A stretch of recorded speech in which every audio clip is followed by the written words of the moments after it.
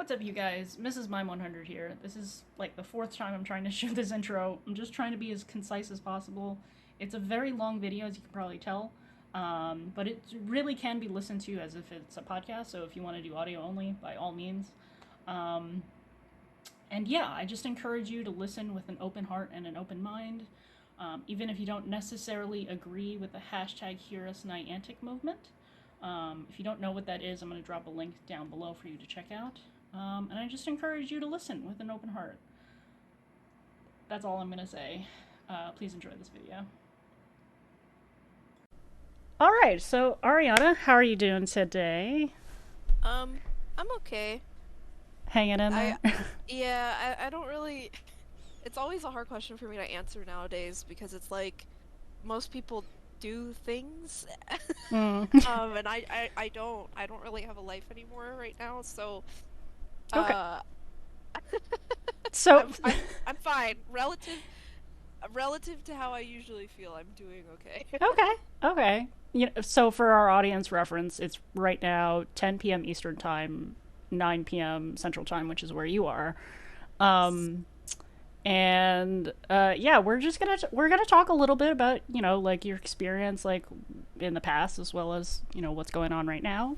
So I guess my first question, why don't we just start from the very beginning, is what made you start playing Pokemon Go?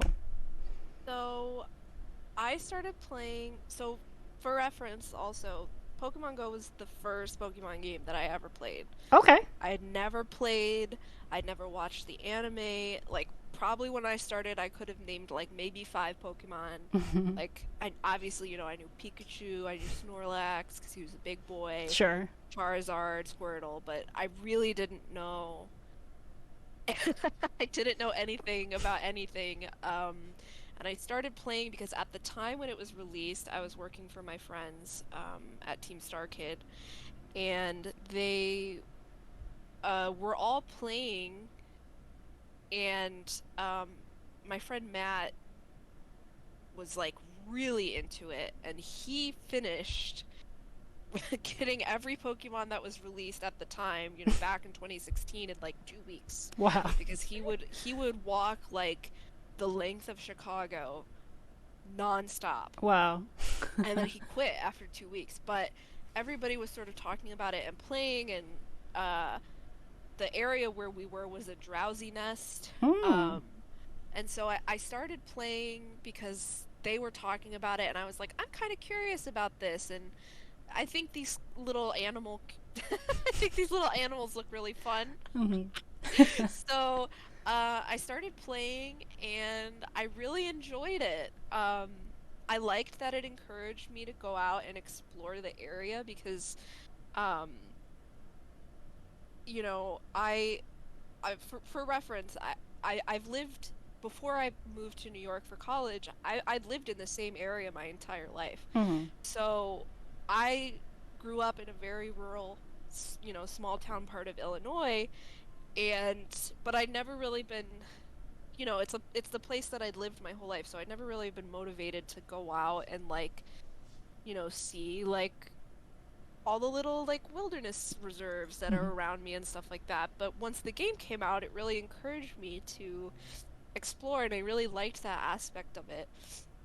And I am autistic and I have OCD, so games that let you sort of collect things I like, Cool. because it gives, I like the like goals that it gives me. I like feeling like I've completed things. Totally. So, and when I started playing, like I said, I didn't know anything about any of the Pokemon. So when I was playing, I was discovering all these new little things. I remember the first time I hatched a Vulpix, I literally started crying, and I showed my friend and I went, "Why didn't you tell me there was something this cute in this game?" Oh. That's cute. Because I was like, "This is just a baby. Like, this is a baby dog." So, and then that was summer 2016, and then within like a month I moved to New York for school. Mm-hmm. And obviously New York is one of the best places on the planet to play Pokemon. And so that also really encouraged me to sort of explore the neighborhood around campus and Mm-hmm. go to different places that I'd never really been before in New York to play. So that was sort of how I got my start.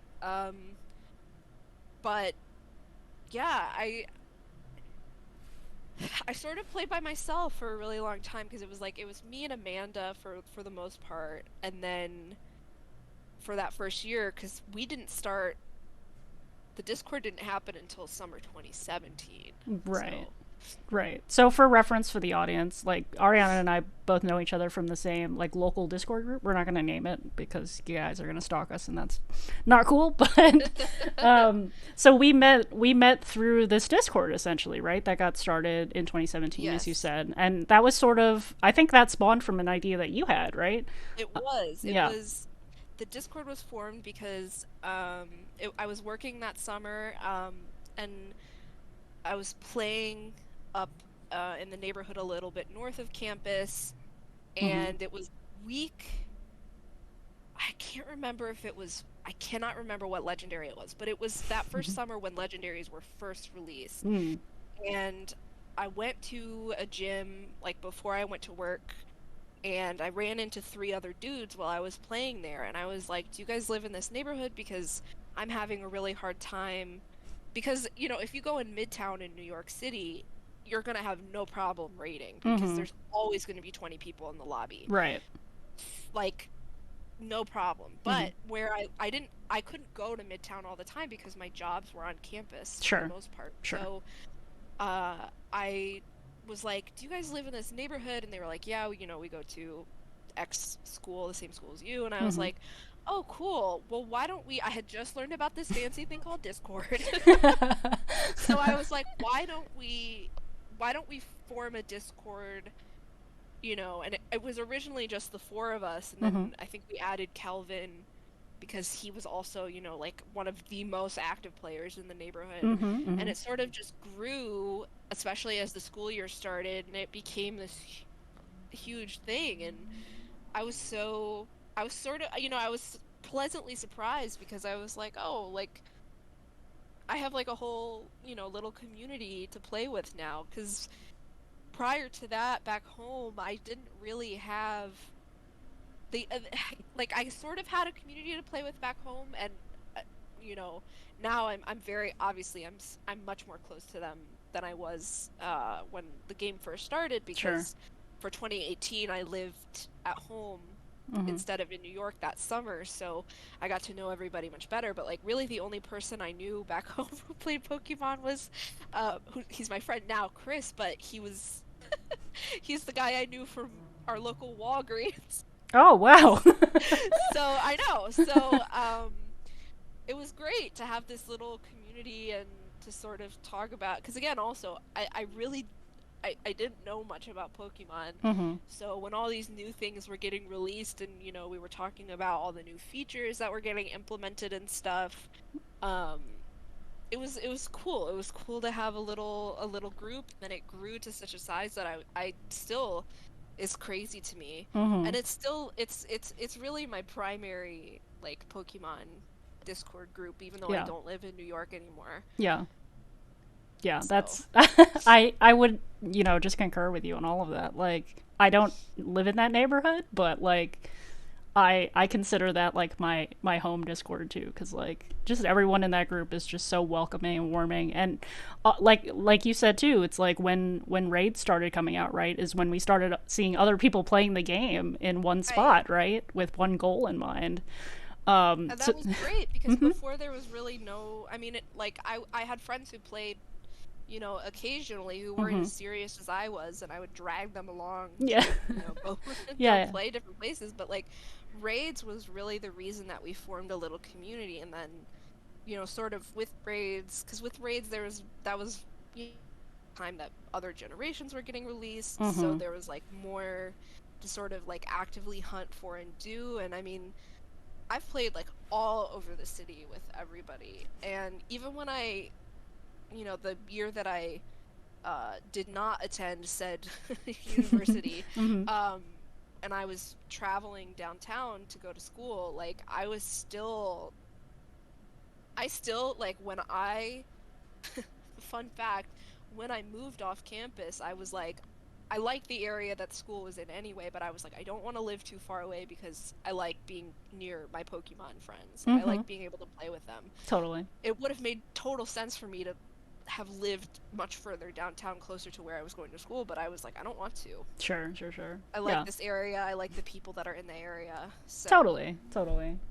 Um, so yeah, I mean, I feel like you've touched on it a little bit, but can you just like talk about maybe you know, at the height of the game for you, like what just describe like what it was like playing for you, like what was your like day-to-day routine like with the game, let's oh, say. I loved I loved playing the game at the height of the game. I I loved going out to explore. That was really my main thing. So this is also part of, my story with the game, but I suffer from depression. I've struggled with depression my whole life. So there were, and it's especially bad during like wintertime and stuff like Mm-hmm. that. And my years in college were not happy. Mm-hmm.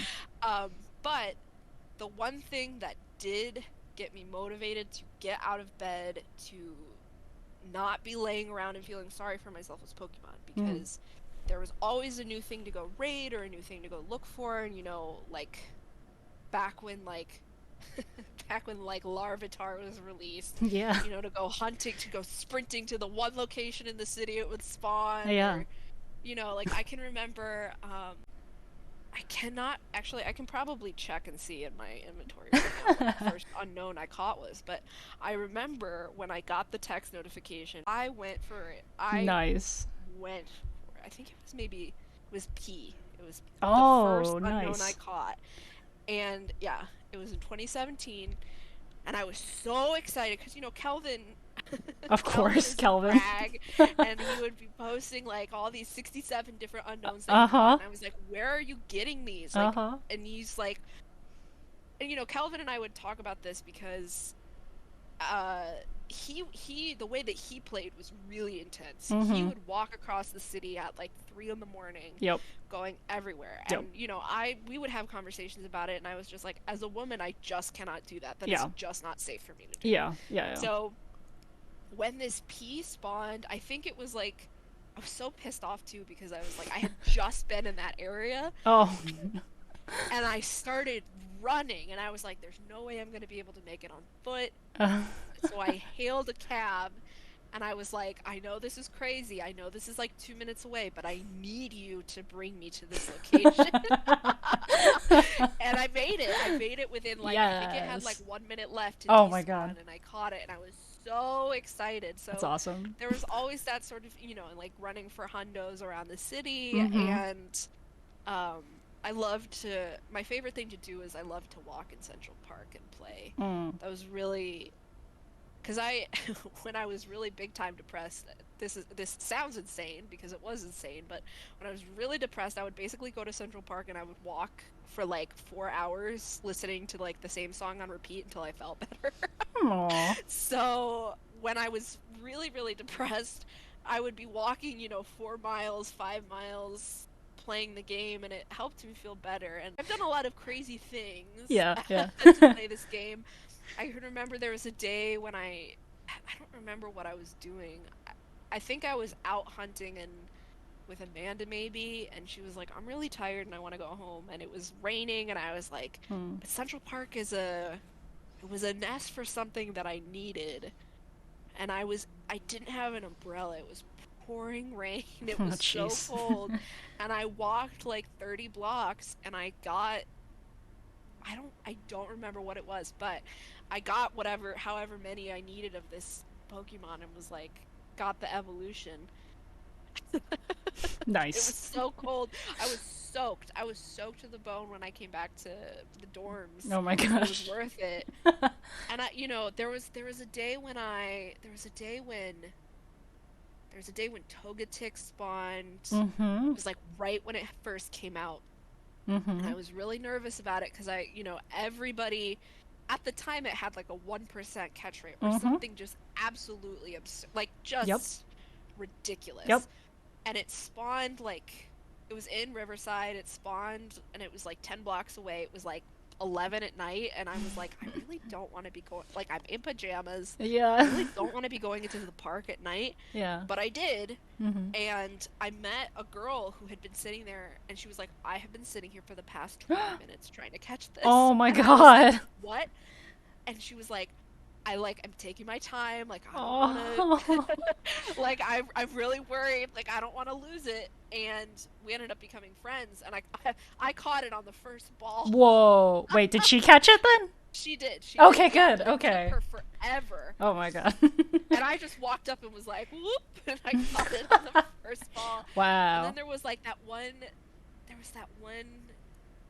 fire and ice event, the first one. It Sure. was freezing. It was like below 0. Mm-hmm. And a Lapras spawned, and I had never caught one or hatched one.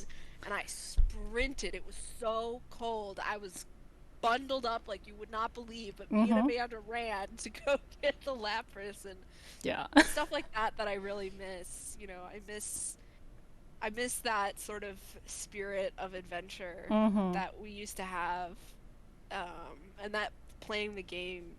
So, have you ever like traveled while playing the game as well? Yes, I have many times.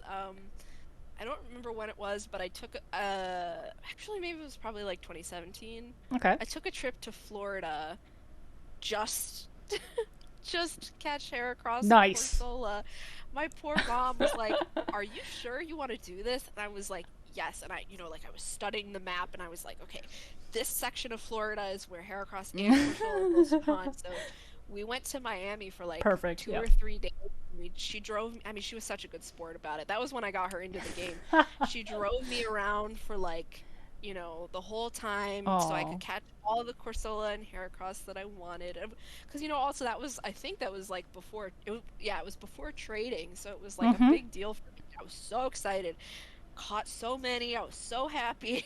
Nice. So I did that. I have family in Europe, so when I went to go visit them, when I went to Italy in 2018, I played, and I found a little community of people in my family, the small town that my family lives in, to play with, because I had like posted on Reddit being like, I need to know, like, I'm not leaving without these regionals. My dad was less enthusiastic about playing with me, because this was the beginning of 2018, so like this was back when Lotat never spawned, and so there was a day when it was raining, and I was looking at the map for the town, and I was like, oh my god, there's so many. And my dad was like, I don't understand this game. And I was like, please, you have to take me to go get the Lotats. Please, I have to brag to everybody. But that trip Niantic did me so dirty, because I was so mad. I was steamed. Wait, what happened? Because it was the first time that they had ever switched the hemisphere regionals.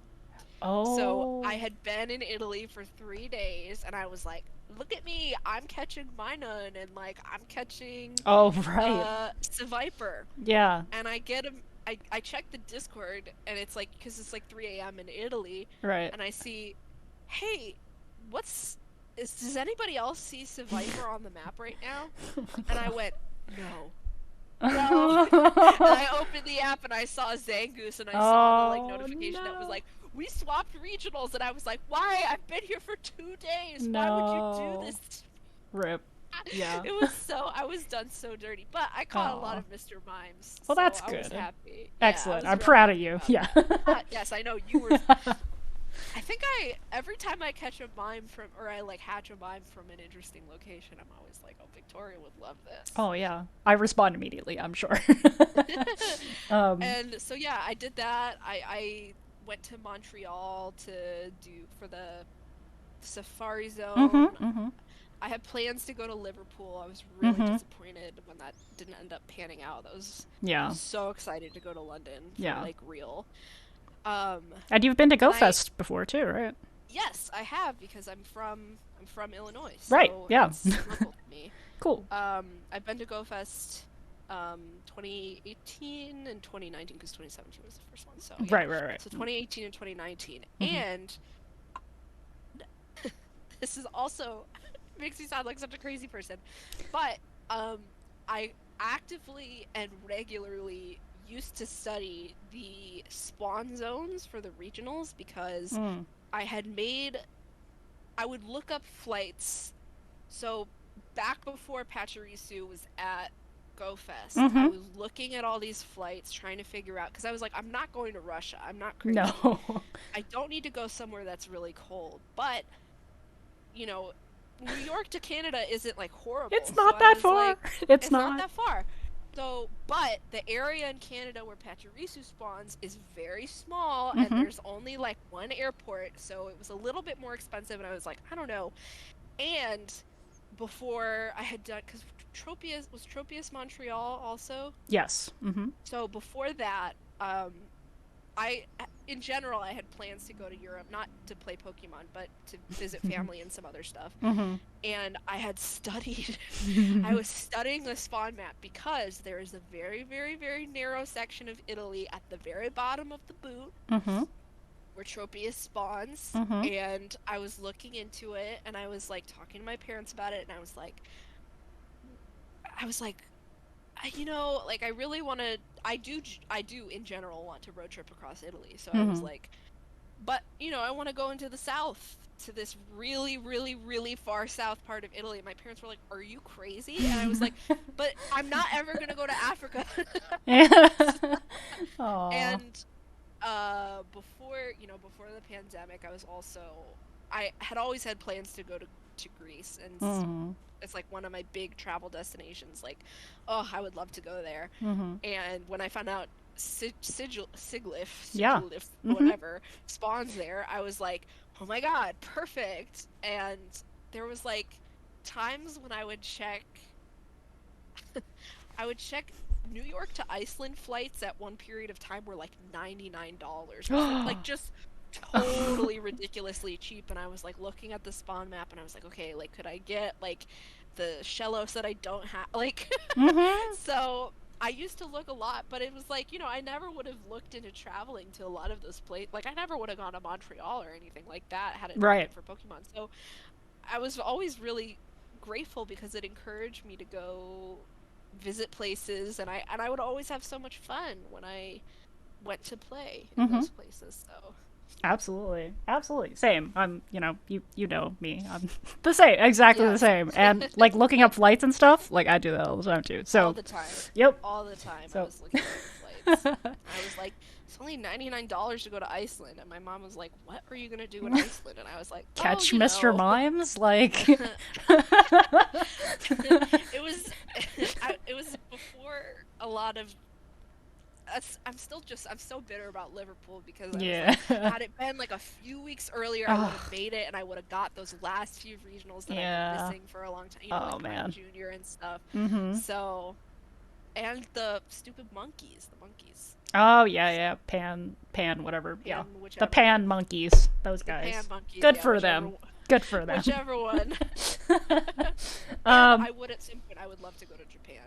Not just to play, but because not just to play, but because I really do want to go to the Pokemon Center in Tokyo. I would love to go look at all the stuffed animals. Oh my god, yeah. They have like multiple locations and just like so much stuff at all of them. I know. I have a friend who lives in Japan, and whenever she stops by one, she always texts me and is like, what's your favorite Pokemon again? It's so nice. And I'm like, oh, it is so nice. Yeah.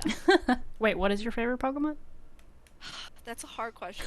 I was thinking about this yesterday because I was like, that's like a question. Like for you, obviously the answer is immediate. Sure. For me, it's like, so like for example, I have a Slowpoke stuffed animal that I sleep with every night. I love Slowpoke. He's so cute. He is very cute. It's like a special. I got it when I was at New York Comic Con, and it's like, it was imported from Japan, so it's filled with like memory foam. It's like the best. Oh, nice. It's like the best to cuddle.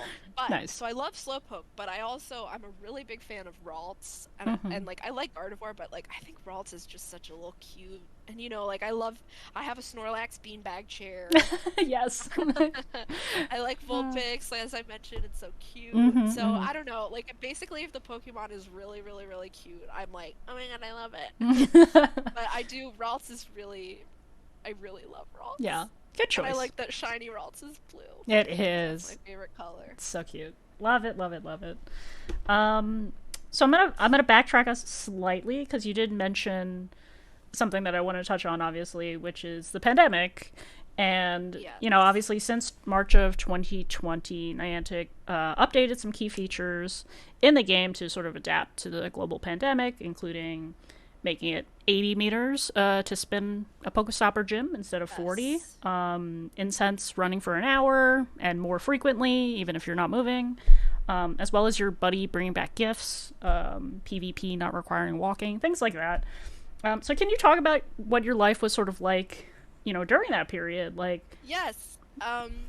Well, so this is also sort of touches on, I guess, like why you're interviewing me in the first place, not just sure. because I'm a friend of yours, but because over the past year and a half, 2 years, which also has happened to coincide with the pandemic, I have become progressively more disabled, Mm. like pretty significantly disabled. Mm-hmm. And my life has changed a lot, not because of COVID, but just because me getting sick happened to coincide with COVID. Mm. So at the time when the pandemic started, um, you knew this because I posted about it in the Discord all the time because it pissed me off. But sorry, it made me mad. Sorry. It's Um, okay.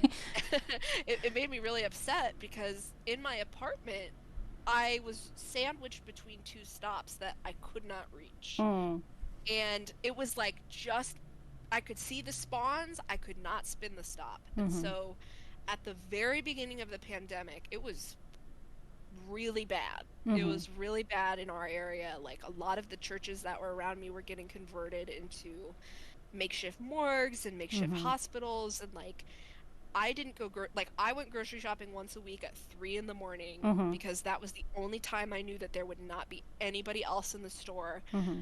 People in my building got COVID and died. Like it was Mm. really, really horrific. And I lived by myself. Mm-hmm. So I was alone. And the one thing that I really did to get myself sort of out of my apartment, I couldn't do anymore. And that was really hard for me. And so when they made these changes, I was like, yes, finally, I can reach these two stupid Pokestops that, like, I can literally see from my apartment Mm-hmm. for the first time. And so it was great. It made a huge difference. Um, and then 3 months later, I ended up moving back home. But for me, it was, and the thing that's so funny is I feel so strongly about this. Even though at my house, which is where I live now, I don't have any Pokestops or gyms that I can reach. Mm-hmm. I can't spit anything. I don't see anything. Like I can see like two that are in the bird sanctuary that borders my neighborhood, Sure. but like it doesn't even affect me directly now. Mm-hmm. But it did make a huge difference for me when I was back home, and when I've unfortunately been in the hospital and stuff like that, like it's made a huge difference too because when I've been stuck, you know, dealing with my health garbage, like I've been able to still play because I can, reach the Pokestop. Um, and it's made a huge difference also because I can't really drive anymore, unfortunately. So Mm. my mom takes me out to go play, and the increased distance made it so much easier to play from the car because Mm-hmm. I could reach things better, and like I mentioned before, I live in a pretty rural area. There aren't really many sidewalks, so Mm. and the speed limit is really low. So if Niantic, if you're listening, don't worry, I'm following the rules. You're also When I not play, driving, so yeah. I'm also not driving, so I'm following the rules, but Yeah. um it's made it a lot easier to play. The biggest thing, like remote raids, and I've talked about that. Someone posted on like the Sylph Road Reddit, like, what do you guys think about remote raids? And I was Mm-hmm. like, seeing a lot of people who are kind of like, I don't like it because it got rid of the community. And I was like, I just need to give a perspective of someone who became disabled during this pandemic, because had it not been for remote raids, I would have had to stop playing, and that would have devastated me. Because like I mentioned before, this game was something that it has helped me in so many ways. It helped keep me active. It helped keep me going out and exploring at times when I was feeling so just like depressed and upset and like having a hard time. It always gave me something to do. And so like I still play, even though I really have, there are days when sitting up makes me feel really nauseous and stuff Mm. like that. Like, the fact that I'm still able to play from my bed, which was not something I was able to do prior to the pandemic, is like been really great for me. It's made me really happy that this one thing that, unlike most other things that I've kind of had to give up or stop doing because of my disability, Mm-hmm.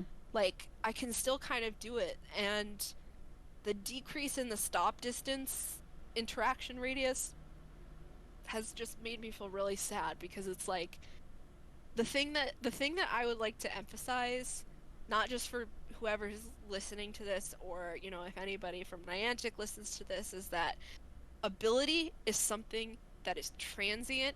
It is not a permanent feature of who you are. Because had you asked me, a couple years ago, if I ever thought I would end up in the position with my health that I'm in now, I would have been like, what are you talking about? Because it scares us to think that we could ever lose our ability. Nobody Mm-hmm. likes to think, because the reality is something could happen to you and you could suddenly stop being able to walk. You could suddenly lose your hearing or your sight or anything like that. Mm-hmm. Your health and your ability are not permanent features of who you are. So even if an accessibility feature to you, you don't need it now, there may be a time when your friends need it, your family needs it, and then God forbid if you need it. Mm-hmm. And that's really important, because having those accessibility features, it's such a small thing, but it makes the game playable for such a huge variety of people. And like, I know people who are I wouldn't, my illness makes me sort of physically disabled. I don't need like a wheelchair, I don't need a cane, but I do know people who have wheelchairs, who use canes, who play this game. And I didn't even think about it until I was reading, some of the community responses to the decrease in stop distance. But like, if you're not someone who physically can't go certain places, it would never occur to you that like you can't reach like half the Pokestops in your town if some of them are like up the stairs and Mm-hmm. there's no wheelchair ramp, Mm-hmm. or there's no elevator or things like that. And like, I would really encourage, this is, just like a general example, but I would really encourage people who don't really have a sense of how limiting it can be when you have mobility issues, to look up a map of the New York City subway Mm-hmm. versus the New York City subway that is wheelchair accessible. Mm-hmm. It is like less than a third. Yeah. So it's like all of those things, you may not think you need them now, but there could come a time when you do, and you will be so grateful that you can have those things. And full disclosure, what I have is called chronic fatigue syndrome. Mm-hmm. We don't really know where it came from or why I got it, because sort of my experience with it has been a little bit different than most other people who have it. But chronic fatigue syndrome is extremely similar to long COVID. Mm-hmm. And I can tell you right now, you do not want this. Mm-hmm. It is the most demoralizing, sad experience. Everything you ever used to be able to do, you really can't do, because the fatigue you feel is so horrible. Mm. And so encouraging people at a time, like encouraging people to go out and play and like be around other people at a time when like the Delta variant is surging, there are breakthrough cases with vaccinations and stuff like that, just feels so irresponsible and cruel. Especially because like, the reason that I bring up long COVID is because like, I know people who've gotten COVID, and they're still dealing with the after effects of it now. But if you get COVID and you get long COVID, you will end up like me, and you will be sitting here going, God, I wish that they would have kept these features that made the game more playable for everybody, Mm-hmm. you know? And it's not to continue on my little like soapbox tangent, but Go I get ahead. really frustrated when people are like, well, if you can't really get up and move, this game isn't for you. Because that makes me so mad, because that's not true. And when all that's required to make this game playable for people like me, or people who are in wheelchairs, or people who use canes, things like that, people who are disabled, when all that's required is a really, really tiny change that doesn't really affect the majority of the population, and you just don't like it because you like to be motivated to go get right up on top of Pokestops and stuff like that, when all that's required is a really tiny change, and you're saying this game isn't for you, you really need to like examine why you feel that way or think that way. Mm-hmm. Because all it takes is a tiny change to make things accessible 99% of the time. Mm-hmm. Like adding captions for people who are deaf, Mm-hmm. or, you know, making options for people who are colorblind. All it really takes is a tiny, tiny change that most people don't even notice. Mm-hmm. And, like, that's really important. Absolutely. Disabled people deserve to be able to play video games. We Absolutely. have always played them, we will always play them. All it takes is a little change that most people don't even notice, that doesn't even affect their playstyle, Mm-hmm. to make that much of a difference. And like, when I say that like this game is one of the only things that I do, I'm being extremely serious. I sleep like 20 hours a day. Mm. This game is legitimately one of the only like things, normal things in my life, and part of the pandemic changes that were made have made it possible for me to be able to play from my bed. Mm-hmm. So Yeah. Thank you for sharing that, first of all. That was incredibly well spoken, and I thank think, you. you know, a perspective that maybe not a lot of people hear, maybe people at Niantic are not hearing at the moment, which I hope they are listening. I hope that they can. I really hope that's what I just really hope that someone at Niantic hears and understands, because that letter that they sent out made me so frustrated. It was so insulting, because it's like, believe me, if I could, I would give anything to be able to get up and walk and play this game like I used to. Like, I would love if that was my life. I miss you guys. I miss going out into the community and playing this.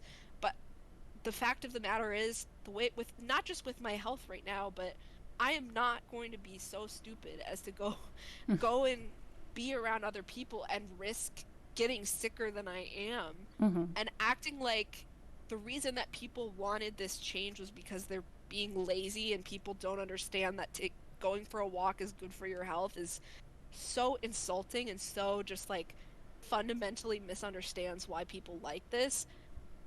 Improving your game and making it slightly easier to play doesn't mean that it'll stop people from grinding. It'll stop people from playing all the time. That's so not true. Making things slightly easier doesn't mean your game is bad, and it doesn't mean that your player base is lazy. Mm-hmm. Yeah. And I, I that's the thing that I've really wanted people to understand, not just other players, but Niantic is, again, disability can happen to anybody, and right now we are in the middle of one of the biggest mass disabling events that any of us have ever seen in our lifetime. Mm-hmm. And like, you have to you just have to take that seriously and respect that. You just have to understand that it's not players being lazy or players being entitled or players being demanding. Like, you have to understand that for some people this is really serious and a very serious matter of health. And it your game worse to make it a little bit easier. Mm-hmm. You know? Absolutely. Absolutely. And this might be a little bit of a sidebar that I may or may not include in the vlog later, but I was actually live streaming earlier today, and somebody came into my stream, somebody who is like a regular viewer, and also mentioned that they have chronic fatigue. I just thought that was really interesting. They also play Pokemon Go, also, and they've also said that they've been a bit more casual, since these changes.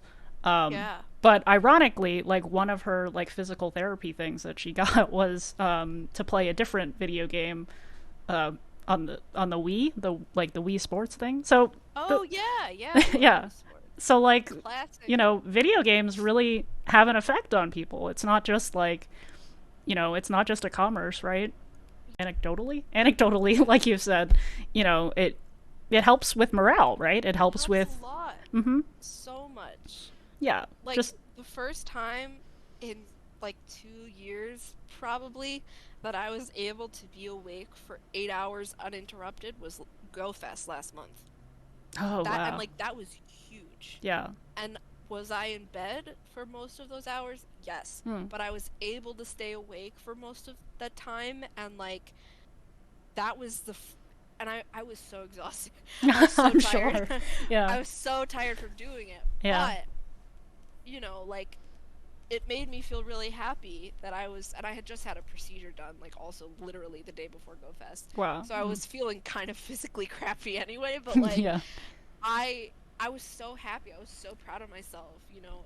It's just, it's those little things, and, like, I don't really get out to do much because there isn't much to do. But when I do go out, it's so that I can play Pokemon, and that makes me happy. And I think that, and again, like I said, decreasing the interaction radius doesn't even directly affect me 90% of the time. Because, like I said, I don't have any. If I sent you a screenshot of what I'm looking at on Pokemon right now, you'd be like, wow, there's literally nothing. But it made a big difference when I was in New York. It makes a big difference when I'm out playing with my mom. It makes a big difference for people who are walking and, you know, just don't want to make a little detour to reach a Pokestop. Also, because it helps. It's a correction that helps when there's things like GPS drift or the phone signal kind of sucks, because, like, I remember there were so many times, especially in Midtown, because the buildings are so tall and your signal's bouncing all over the place, that I would be literally standing on top of Pokestop looking at the picture, and it's right in front of my face, the thing that it's a picture of, and it's like, you're not on this Pokestop, and I'm like, but I'm literally on top of it, though. Yeah. Oh my god, so and, you know, so walking often around trying to get the spawn that's at the Pokestop to show up, but the GPS drift is interfering. So, you know, like, stuff like that. Like, it was a positive change, not just for disabled people, but it does make a huge difference for disabled people, and I want to stress that. And, like, just because there might be people listening who are like, I didn't like it because I liked being encouraged to go out close with stops and whatever. Nobody's saying you can't do that.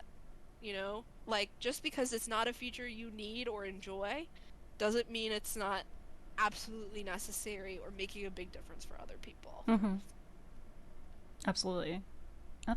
I think you kind of covered, like, all of my last questions. So is there anything else that you sort of wanted to, you know, mention before we wrap it up?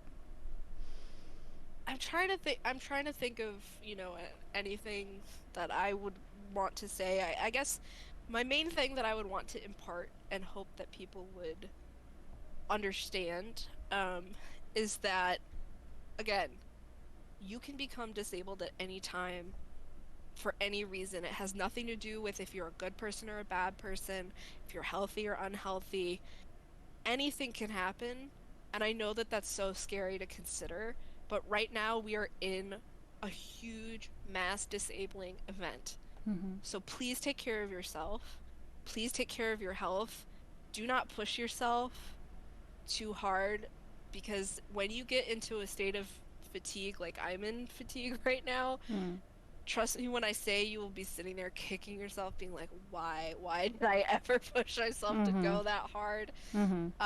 So just take care of yourself, be safe, but also remember that just because your experience as an able-bodied person isn't always universal for playing a video game like this.